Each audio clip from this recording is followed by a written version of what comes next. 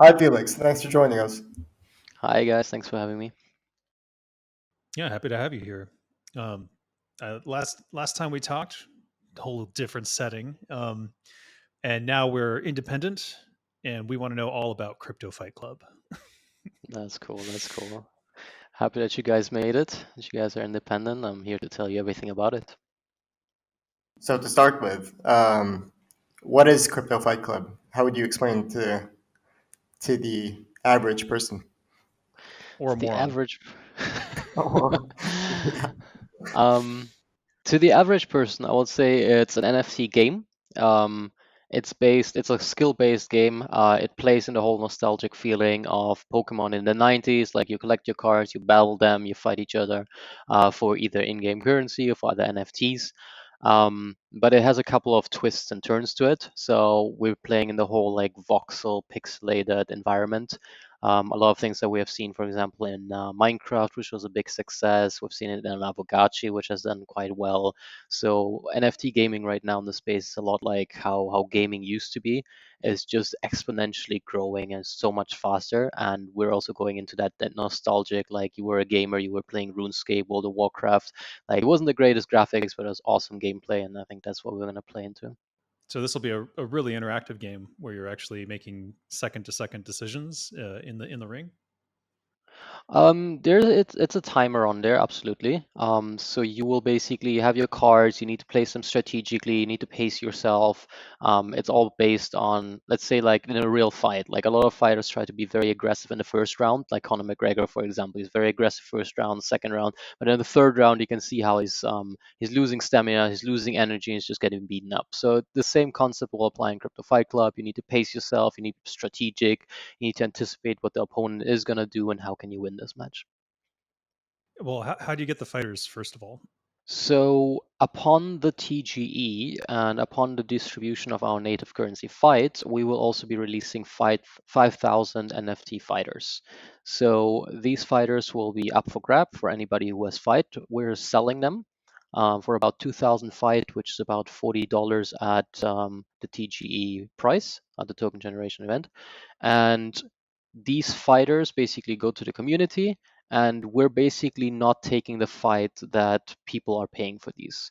So every fight that's being paid for an NFT fighter is basically sent to the black hole smart contract. It's burnt out of circulation, and then people have their fighters.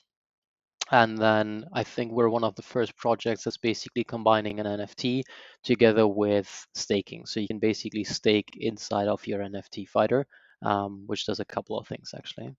Is that effectively training for the fighter? The training is going to be two different game aspects. So we will have the PvE mode and we'll have the player versus player environment. We're planning to launch the player versus player environment end of the year, maybe early next year, where you can basically go into the ring. You have a wagering system. You can battle it out. You can fight for in-game items. You can fight for in-game currency. And like I said before, you strategically place it. And then obviously you also have the PvE mode, where you're basically fighting. Not you're fighting also an NPC maybe in the ring. You have to train in the gym and some fun things like, for example, Muay Thai fighters they like to catch chickens in the fields as cardio exercises. So I think we're going to implement something like that as well. You should do that with centipedes. Oh yeah, we will have You- a lot of different pixelated animals that will be running around, and as part of your quests, you will need to catch them, and only then we'll reward you with more in-game currency. You will make you work for this. yeah, I was So just thinking of that video of is all the centipedes rolling across the land. Oh. is there a barrier to entry to this then? I mean, I know it sounds low at $40 to buy a character, but is it basically you have to buy a character to play the game? Is it similar to Axie in that sense? Correct. So the fight tokens will go out, and then people can trade them on the open market if they choose to do so. And then basically we'll be releasing the first 5,000 fighters within the first week of the TGE. People need to buy them, and once you buy them, you can stake either fight tokens or LP tokens inside of your NFT, which has two results. One of them is basically that you're earning an APY, and the other one is that your fighter's abilities, which is attack, defense, and technique, going to be evolving 20% each year for the duration that you're basically staked. So if you're staking for 1 year, your fighter is going to get better.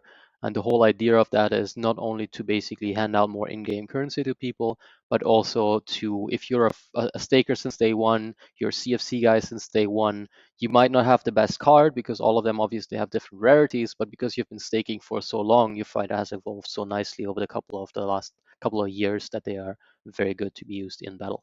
Is there an upper limit to that range that they can go up in terms of stats, or is it uh, infinite? No, there will be an upper limit, and there will also be, I want to call it a bonding curve, but it's not the right word to use. So the higher you get up, the slower it will get in evolving. So if you're a city fighter, it goes quicker, and then obviously like it needs to cap out and like flatten out after a Right. while. Yeah, that makes sense. You guys actually have a sort of advantage where you can see how this kind of system has gone. And now, like the reason I say this is because everybody is talking about how Axie is unsustainable. Where two things. Yes, they started with low prices for their Axies, but now it's just super high. So anyone who wants to get in, it's not for the average person anymore. So like that's one issue. But secondary, they rely on all these new players coming in and buying Axies in order to sustain the economy that they've built. And how long can that last, Yeah. right? Have you guys thought about that? Have you addressed those issues, or is that something that you probably won't have to worry about later on? This is an excellent question. So the first part is in Axie, obviously you need 3 fighters, and these fighters have been going up in value, especially if you want the more rare ones, the more pure ones that haven't been bred too many times. Then yeah, this is a big problem. What I think is what we can do for us is not fixed. So we have just the first generation of fighters that we will be releasing, and then we'll have the second generation, the third generation as time goes on. We're not fixed at 2,000 fighters. This is just for the initial fighters that are coming out. I think the price is very fair. If later on we want to adjust the price, we can easily do that. So we're not married to that idea. And the second thing that we're basically having is that we have a nice APY system where we basically have a natural inflation of the currency. So this could be seen as we inflating the currency, and we basically are paying stakers that inflation as a reward for staking.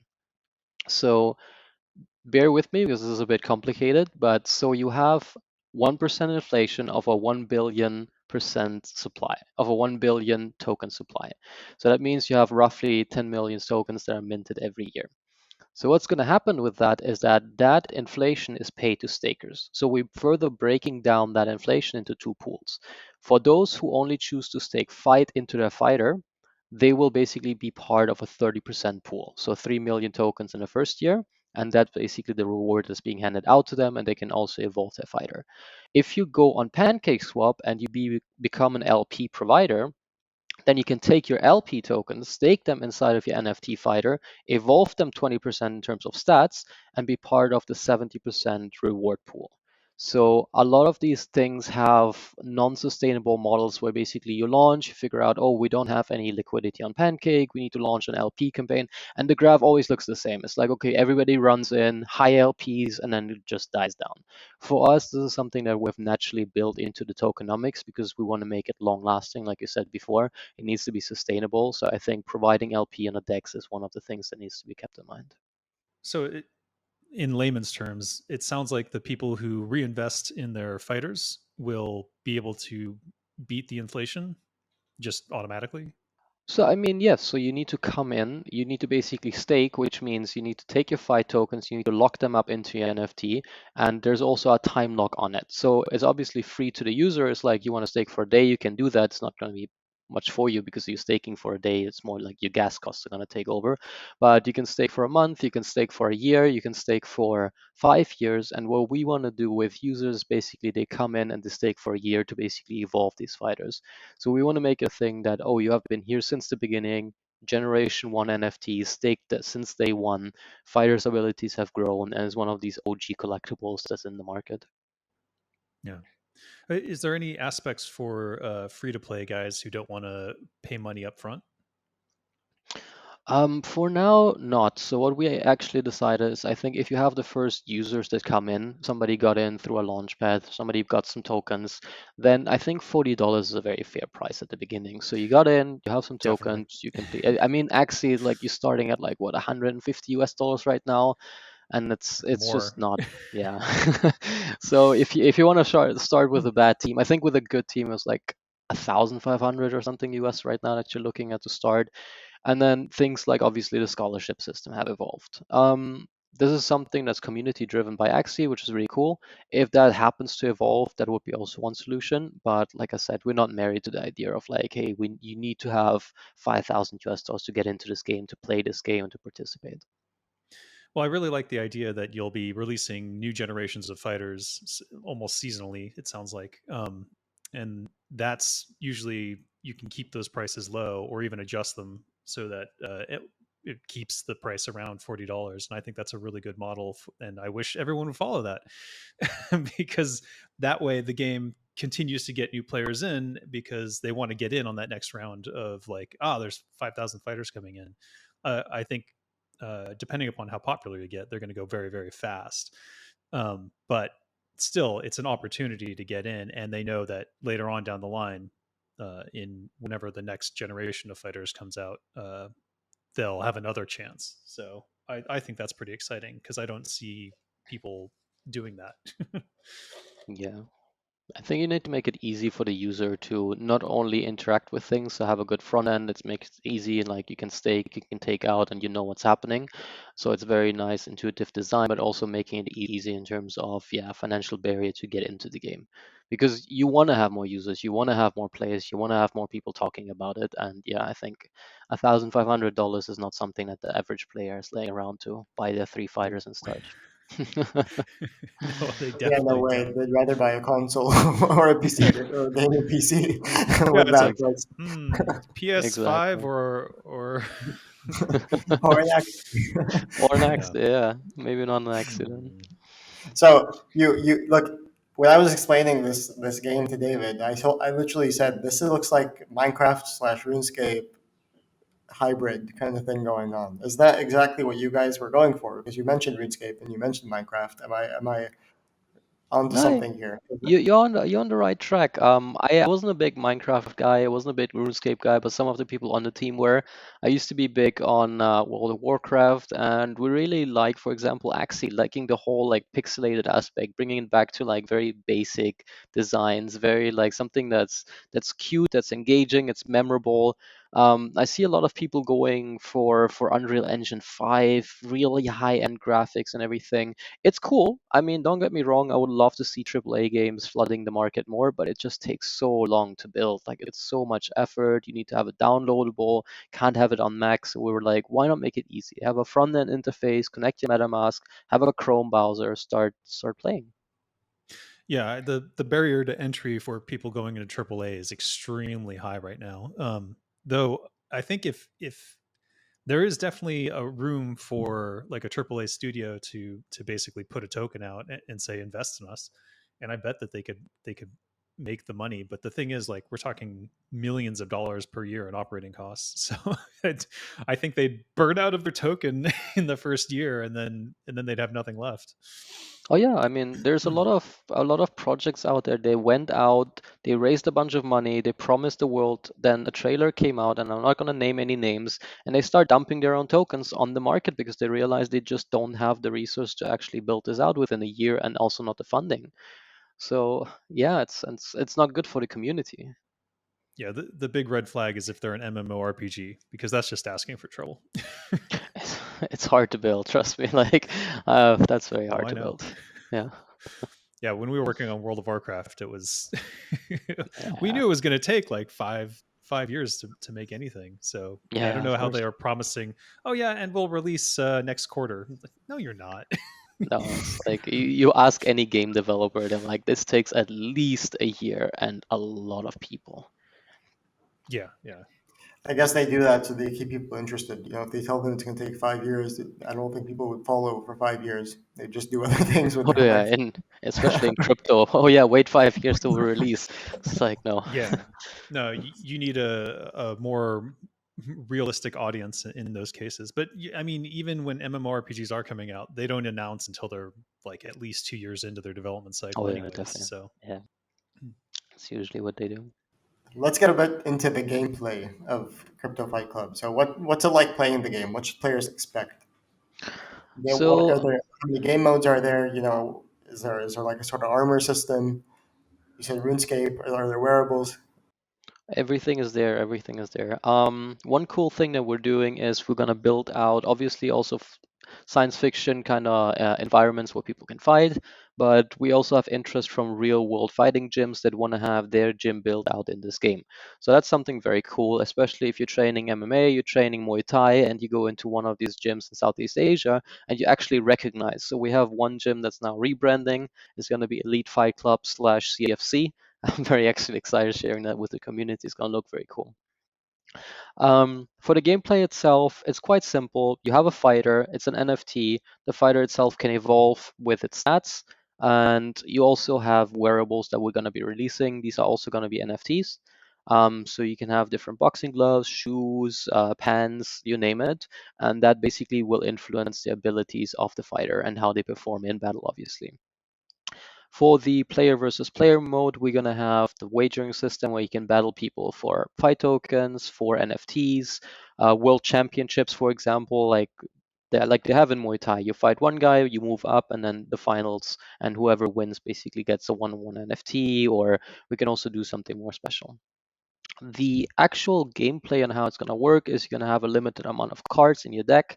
The deck is obviously shuffled. You have a limited amount of turns that you can make. So your stamina is obviously limited, so you need to pace yourself.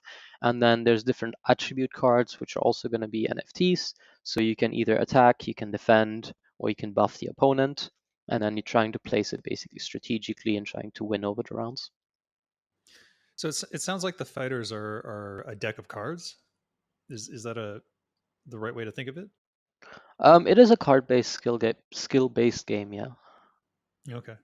So how much random versus skill do you think there is in terms of like you're depending on the luck of the draw, or versus you've built the deck and you have access to everything in there? That would be like 100% skill based, is like I have access to every card, and like if you're drawing 5 cards out of a 20 card deck, that would be like a 25% randomization kind of thing. Correct. So there is obviously going to be the element of randomness because you can't just make it like, okay, it's always time the same. Things like technique, for example, are used to help you land a critical hit and also dodge a hit of the opponent, for example. So there's a little bit of randomness.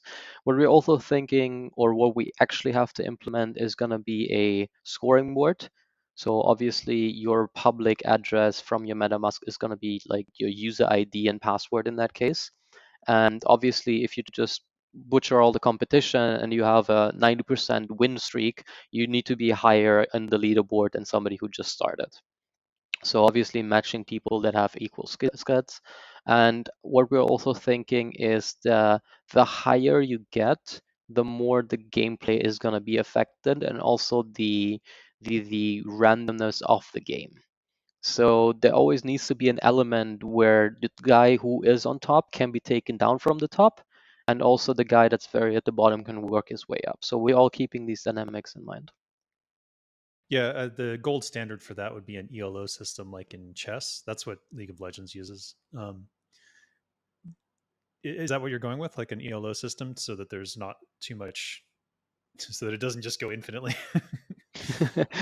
No, there's always a cap. Yeah, there needs to be a cap. Like you can't have somebody who's well, what you don't want is obviously the pay to win guys. Obviously, just coming in buying the best NFT, which is also a hard thing to do. It's like obviously if you had just spent shit tons of money, you get the best wearables, you get the best cards, you get everything on the open market because you can trade these NFTs. Then that's a bit of a hard one to mitigate. But yes, it needs to be in a fair way where people can basically compete against each other on a fair level. Yeah, that's very, very important. I see the characters. They have like actual wearables. I mean, they're wearing gloves and shoes. Are those just part of the design, or are those things you wear? Do they do anything? At this point, this is just the base fighters. So the base fighters are gonna look like this. They're gonna be equipped like this, but later on, what we're gonna release is like different wearables. We're hoping also for some partnerships. So basically having these wearables branded by one of our partners that will come in, and then basically swapping them out according to your fight that you're gonna go into. Because like I said before, these wearables will affect your abilities and also change the ability of the fighter and how he's going to behave in the battle. So yeah, that's actually a very, very cool component. So where you basically build and customize your fighter according to the strategy that you're picking. Nice. Who's somebody? So, who is someone who can come in as a partnership, and what wearable would you see at the top of your head? What would you love to see? I would love to see Venom there. That would be the Ooh. coolest. Yes, that would be very, very cool. I would love to have like properly branded. So like I said, we have one gym signed up. So they are redoing their physical gym right now, and rebranding that. So I think what we're going to do is also introduce later on variables that have their branding on it. And obviously they also have their own gym built out in the game where people can fight there. This would be awesome if you can like partner with UFC fighters and actually get them Yeah, into that. Like I mean, Khabib, imagine a Khabib character or like wearables. I think Habib might be a bit difficult. Would be very, very cool to have though, yeah. We definitely want to have like real fighters in the game. That would be something that we would actually aspire to have. I think it's also very cool. I mean, we have now some Muay Thai fighters that have shown interest. Some want to have a partnership. They want to have their themselves built out as an NFT within the game, obviously, because it just looks cool. It's just something that's really like it comes very much back to like the origins of crypto. It's like it's decentralized, interacting with smart contracts. It's fun. It's interactive. It's not like this heavy wannabe DeFi banking that a lot of people struggle to understand. It's just like here's a game, fight each other, have some fun. Hmm. So tell us about the rules of the Crypto Fight Club. The first rule of Crypto Fight Club: always talk about Crypto Fight Club. it's um, we obviously took some marketing inspirations from a certain movie there, um, which I think is makes it even more fun. I think, and I would love to also build out a couple of rings and environments. Just um, when you watch the movie, it's a lot of cyberpunk kind of style, like white, unfriendly neon lights, people not wanting to deal with their lives, and like meeting in basements and fighting each other. So I would love to also build out a couple of arenas like that, actually. Yeah, I mean it's one of my favorite movies of all time. Oh yeah, such a good Mainly movie. because it's so anti-consumerist. Yes, it's beautiful. I love when he's just in the office smoking a cigarette, handing papers to his boss. It's Bullshit great. jobs. Yeah, that's fantastic. So yeah, if Crypto Fight Club can become this utopia where people, the metaverse, that's like the big thing right now, especially with Facebook and everything. If that can become the metaverse where people like to spend their time, that would be fantastic. Oh yeah, let's talk about that for a moment. What do you think of the Zuck's announcement? I It's mean, no longer the Facebook. It's He now he ripped Meta. off the logo for some other company, by the way. He literally ripped off the logo completely. I will try Oh, to find it and show you guys. yes, I But yeah, didn't yeah, know shows. that. it's a ripped off logo. Um, I think Facebook, they had a lot of bad PR. A lot of people just want to get off Facebook, and Facebook is smart, so they see the I metaverse would as like, yeah, I would love the end of Facebook. a lot of people, yes, a lot of people would. So I think Facebook just they know that social media will evolve. We're already spending more and more time on, be it like screens, metaverses, social media, you name it, what you name it. Um, I think it will be the next evolution of social media and also how we interact. So they know that a lot of working from home is here to stay, and they want to just jump onto the train. I loved how Zuckerberg was like, "Oh, we're making it so that you can connect any email and we don't collect too much information." But I think so much mistrust against Facebook has been built up that people just don't want it anymore. And rightfully so. I'm literally on a 30-day Facebook jail ban because I quoted Joe Biden, and What did you do?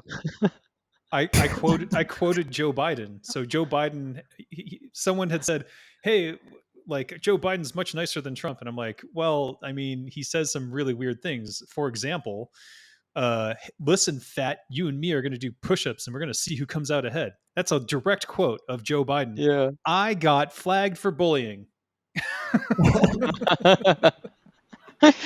Call up Joe Biden. Okay. Yeah. Yeah, no, I got a real bone to pick with that guy because he can get away with saying that stuff and not get banned from Facebook, but I can't. It's all about the You following. were quoting. You weren't even saying it. It's I hilarious. know. It's ridiculous. It's the most ridiculous thing. I'm still mad about it. This is Mhm. why I want everyone to leave Facebook and go to another platform. I don't even care what it is. Yeah, I agree. I think it's gonna be like, I think Minecraft did a really good job at, like, we have pixelated characters, they're coming together, we're building things together. It was fun, it was cool. Not sure. I think VR is gonna be very interactive, and I think it's a big part. Just not sure how far it actually is. Like, um, yeah. VR at home is not super impressive, to be honest. Like I have an Oculus. I tried. It's okay. But there's a place called The Void. I don't know if you guys have heard of The Void. It's I have heard of the insane. Void. It's insane. Yeah, It's so freaking cool. You you're talking about the where you go into the building. You're talking yeah, about yeah. that? You Yeah, put yeah. on like a whole headset and you put on a backpack and you walk through this building and it becomes whatever the game is. So like my case was the Death Star, and the person next to me, I pushed them to the lava and they actually screamed their praise out. Sounds pretty good. But But it's the combination of the like you if there's steps in the game, there's steps there that they've built. So if you took your mask off, it's just like this almost warehouse like thing with like a few objects in it. But Hmm. because the VR overlay in your helmet like makes it look like whatever that is, and you when you touch these Oh, things, you can interact with them. So you'll that's feel cool. steam from vents and stuff. If they're in the game, they'll have real Yeah. steam and stuff. It's just really cool. Oh I would wow. check out the Void if you haven't gone to one yet. Though I don't know exactly where all their locations are. I know there's one somewhere in Thailand. I'm I'll 90% sure there's Google one it somewhere in and Thailand. definitely Google Yeah. it. The the other thing with the Zuck. No, I'm just kidding. Let's not. With the metaverses. Yeah, well, I like John Carmack's response to the whole thing, where he said effectively that if you try to force it the way that Facebook is, which is ironic because he works on the Oculus for them, Hmm. if you try to force it, that it's not going to work really, and that you shouldn't try to force this sort of thing, and you should let it Hmm. build naturally from what people are doing. And I agree with Carmack 100%. Like I think if you try to force people to just use your platform and put the whole metaverse there, you're going to get people are going to rebel against it and not want to use it because it's Yeah, not I cool mean, anymore. yeah, because I mean, they're trying what I think everybody in crypto is trying. They want to have their own currency. They want to have their own payment gateways, or they want to have their own currency. They want to have their own payment gateways. They want to have their own metaverses, their own working spaces, and just having social media evolve. And I think everybody in crypto that is working on some form of a metaverse is also trying to have it. So you have a bazaar, you have interacting with people, you have your own currency, you have all of these things. But I think in crypto, people are like, yeah, this is cool because there's no middleman in the middle. It's just me and my friends and some smart contracts. That's exactly it. I think that the Zuck trying to centralize and control it all is the biggest issue, and he absolutely has lost all trust. No one trusts him at all because he's been selling our data for like a decade. um and the DeFi part of it is what's so attractive about, like, if this metaverse evolves, it should evolve naturally and from interconnections between these different groups that are all decentralized. So we need a blockchain metaverse, I guess, is effectively what I think will eventually happen. Yeah, I mean, what we're doing, for example, is we're building the entire backend as blockchain, and then obviously the front end needs to run off blockchain because nobody wants to like lay down a card, pay a transaction fee, wait for the confirmation on chain. Like that was a very like old idea that people came about, but you want to have this interactive. Okay, my turn is 20 seconds, your turn is 20 seconds. Let's play, let's play, let's play. And I think, yeah, you can have a whole blockchain backend which works independently mostly without admin keys, without any interactions. It just runs there, and then just give people a very nice front end, real life, real time also interaction they can have. I hope so. Definitely.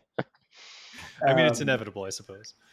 Hmm. on the whole metaverse thinking. So is there possibility and potential for Crypto Fight Club characters and NFTs to transfer to other games or be a part of other NFT based games? Is that how you see the whole Um, inclusive effort? That's a good question. So, what we have built is basically everything is built on a BEP 721 standard or BEP 1155 standard. So, whichever marketplace supports these things, they can be transferred. And if somebody wants to take my NFTs and put them into their game, or we want to take other people that use the same standard, as long as it's on Binance Smart Chain, we could move them into the game. I think just one very different thing that we have is that the fighter represents a claim for the principal and interest of your stake.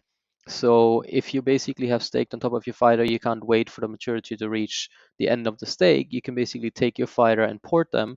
And yeah, if that would be I think cross chain would be very interesting, and also cross game if we can just move them across and then have them play into other games as well. On that point, I have one question left where I think we might have not touched on yet. So you have the game has 5,000 cards. You're gonna sell it. It needs to be on a marketplace. Will you guys have your own marketplace, or is this going to be on a third party marketplace? So for the first interaction, it is just you give me 2000 fight, you receive an NFT in return. This infrastructure is much more simple than an actual marketplace. Like something like OpenSea is a work of art, is very complex, wallet to wallet transfers. Like it will take 4 months to build from scratch and a lot of money actually. So initially, we will just sell them through this one go transaction, which is quite easy to build. We do want to have our own marketplace, definitely. We're looking into solutions. I don't want to build from scratch because it just takes too long. But we are in touch with a couple of NFT marketplaces that support Binance Smart Chain and that might offer us a white label solution. Problem is we need to modify the code for our needs. So that's going to be a big one. So one problematic thing I think I saw, but you can correct me if I'm wrong. You would have wagering on the fights. Is that correct? If users want to have it, yes, they can. Otherwise, we could also just have tournaments organized by us. Do you have any concerns about the SEC coming in and like going, "Hey, this is gambling. What are you doing?" I mean, this is skill based because it is a card based game. There's an element of randomness of like, hey, you're fighting me, I'm fighting you, and I could still win even though I have shittier cards than you. But no, people cannot play for actual money. All you can play for is either an NFT, fight tokens if you choose to do so, but we're definitely not supporting any other real money that's in there. So it's not gambling, I would say. It's just in-game coins that people can play for. Yeah, and when you win, can you win the other person's fighter? If people choose to basically battle for them, then yeah. I mean, we're not forcing anybody. You just want to battle them, then that's fine. You want to be like, hey, let's play for my fighter. I think this is something that I used to do back in the 90s in my Pokemon cards. It's like, I think I have a better deck than you. Let's battle it out. Let's put a card down. This card is not in the deck. It's not something that we're fighting for. In this way, it would go to a smart contract. We have a battle, and in the end, like you just have an oracle that basically transmit who was the winner, and that person takes it. I mean, I don't see a problem with that. Yeah, I think it's actually quite cool. Yeah. Well, I just had this image in my head of one person winning all the fighters of the first seed, and then he rents them back out. Yeah, you have that one guy starting his scholarship system from Abogachi. It's like renting out Exactly. all fighters. It's like there's a limited amount. I need to get them all. Let me beat everybody. But that's why we have the scoring system that people don't come and be like, oh, this is the number one guy on the leaderboard for the last so many years, and let me come in and try to fight him for my NFTs. So it's all up to the people if they want to do it. And I think what we're gonna have a lot more is just these seasonal fights where it's basically everybody can basically come in, compete against each other, and then the prize is basically um, from our side where we say, okay, you can win a one-on-one NFT, or if we're partnering up with gyms, you can also have a one-on-one session, for example, with an actual Muay Thai fighter. That would be something very cool. And what we have started doing is we have started producing actual physical CFC gloves and also shorts. They actually went out in our last giveaway, and we're gonna have another giveaway with Vendly also coming up, where we're actually giving out physical goods. If people want to get in on things to purchase a fighter, to get in on the prizes, where should they go? CryptoFightClub.io is definitely the place where you have the website and everything. On Twitter, we are CFC Fighting, and in our Telegram group, I think that's actually our Telegram group has been growing quite nicely. That's where most of the action is happening. Awesome. Felix, And, you can expect everyone David should and remember. I. Sorry? Go on. Sorry? No, I was saying you can expect David and I was Go ahead. Go.